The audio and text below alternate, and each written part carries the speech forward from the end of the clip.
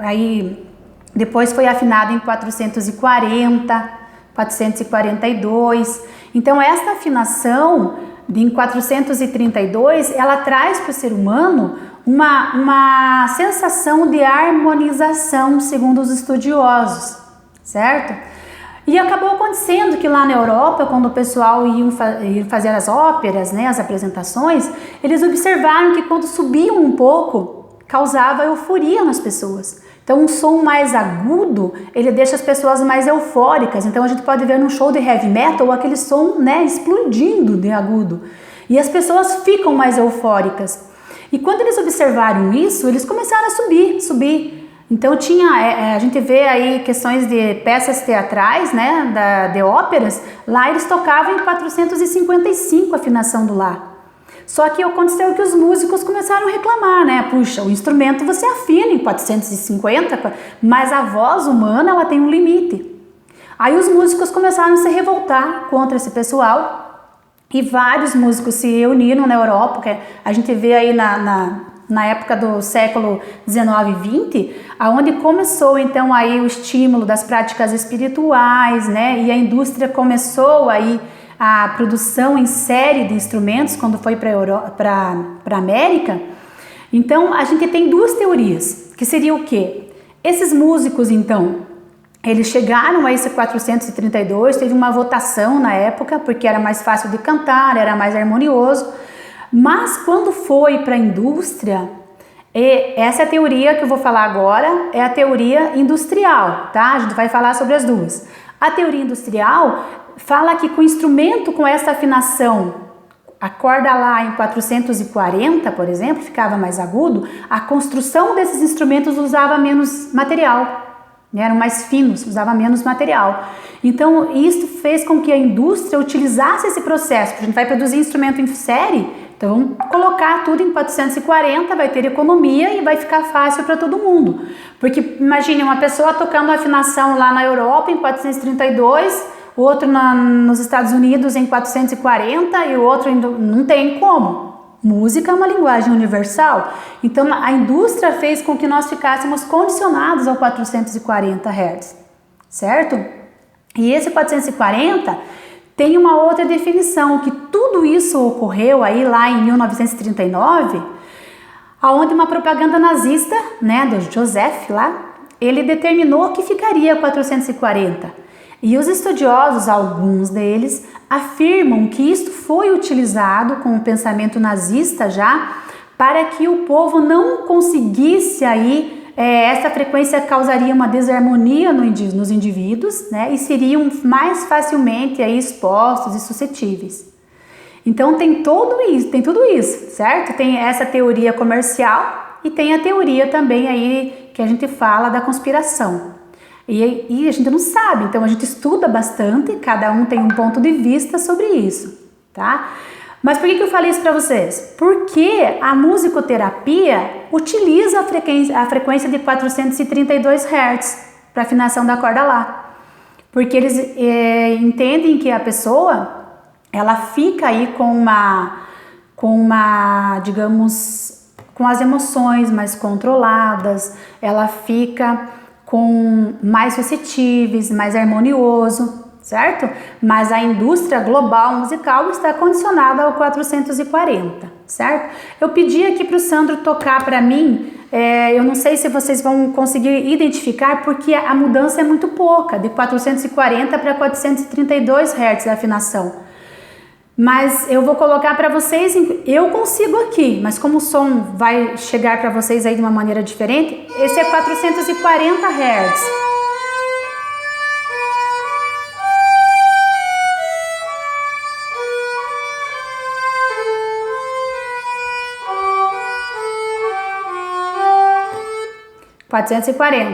Agora eu vou colocar no 432, que é a teoria aí que o som é mais harmonioso.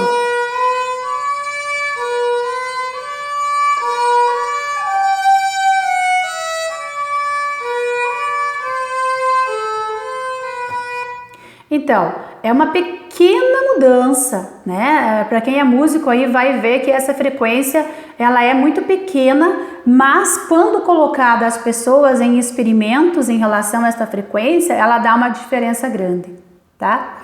E aí na internet vocês encontram também aí músicas em 440 Hz, afinação de Lá, e também em 432 Hz. Aí tem músicas que eles tá muito bem gravada ali, vai ficar bacana de vocês tentarem entender esse processo.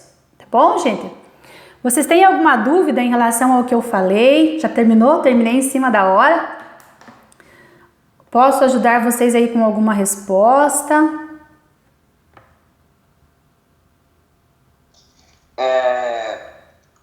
E essa frequência, ela determina muito o rumo que a música toma?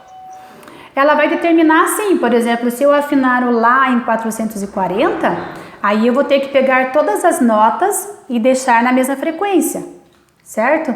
Aí se por um acaso, claro, cada nota afinada é diferente, não são elas todas 440, é o Lá 440, bem entendido. Aí depois a afinação das outras vai ser diferente, mas ela é que vai ser o ponto principal, vai ser o norte disso, tá?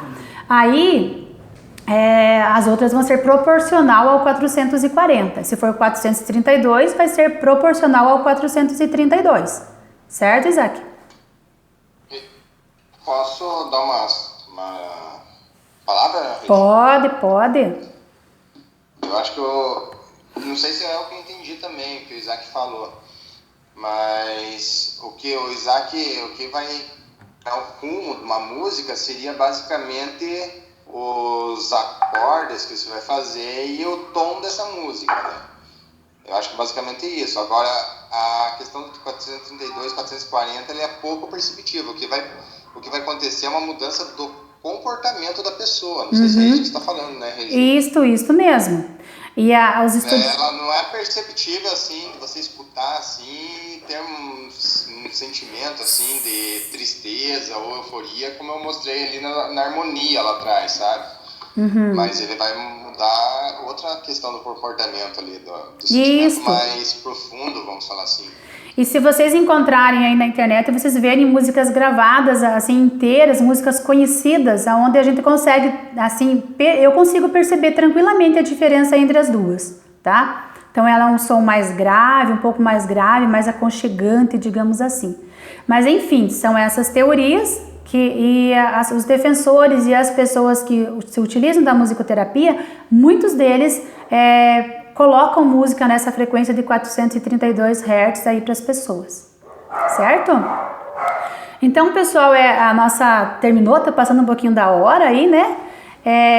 Mas quero agradecer aí a presença de vocês. Não sei se ficou claro, vou tocar uma musiquinha de final aqui, chamar o meu ajudante.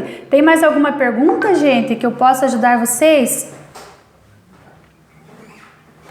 Podem perguntar. Por mim, acho que tá beleza, foi muito bom. Obrigado. De nada. Então, assim, as pessoas que gostam de música e que trabalham também com pessoas que têm patologias aí, eu indico, né? Se aprofundem um pouco no estudo, busquem conhecimento. Eu deixei um e-book para vocês ali, tá em arquivos, aí dentro da onde o Luiz abriu, acho que tá em pedagógico, né, Luiz?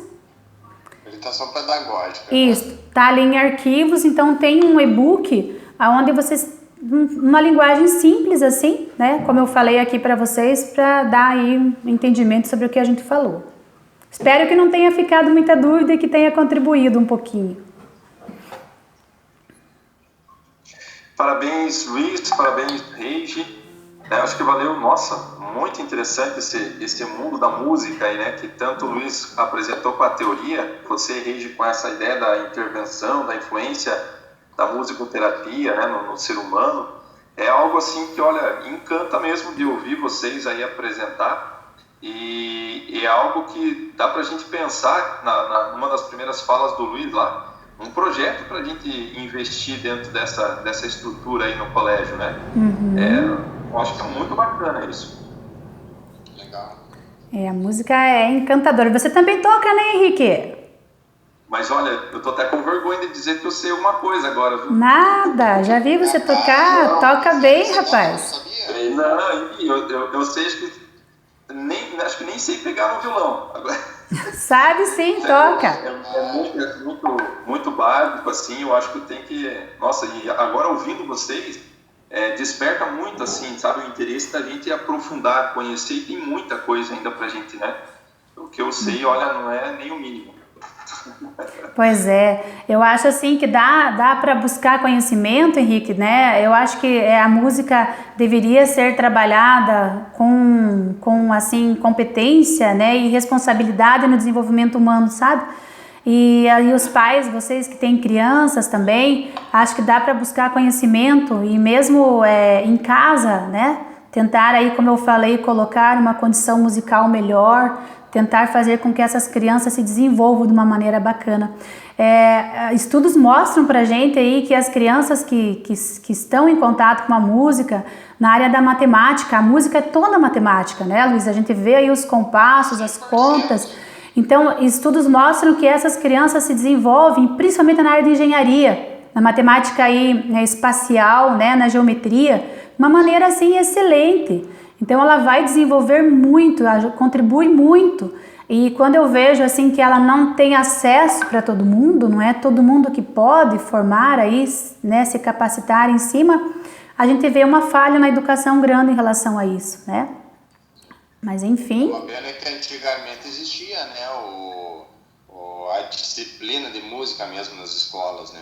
Agora a ideia, poucos anos atrás, foi até aprovado um projeto de lei lá para retornar esse projeto de música, mas não sei, acho que não deu nada ainda. Mas aí se precisa também de pessoas, de professores, capacitar os professores, né?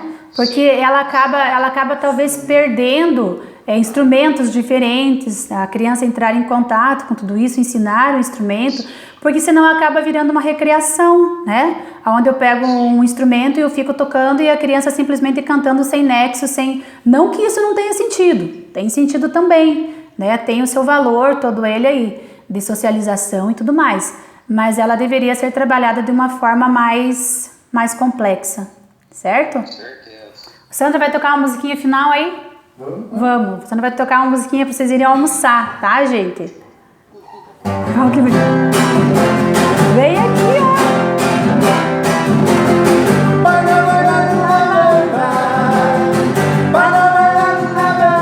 Se necesita una poca de gracia, una poca de gracia para mi partida y arriba, ay arriba, por ti seré, por ti seré, por ti seré.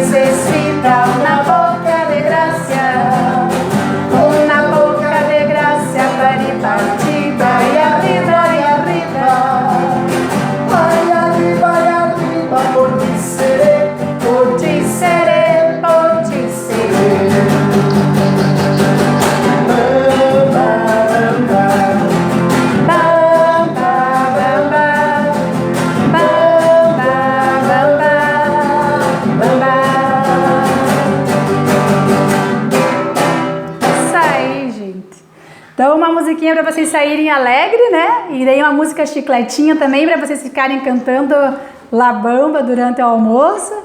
Ai, se eu te pego, Ai, se eu te pego, tá ok, gente? Brincadeiras à parte e obrigada por tudo, tá? Desculpa alguma coisa. Obrigado, viu, Reide? Obrigado também pela paciência aí, pela audiência. Acho que foi muito bacana, assim, uma mudança de áreas, né, para nós trabalhar um pouco. Beleza, povo? Com certeza. Obrigado e parabéns para você e para a gente. Fantástico, muito 10.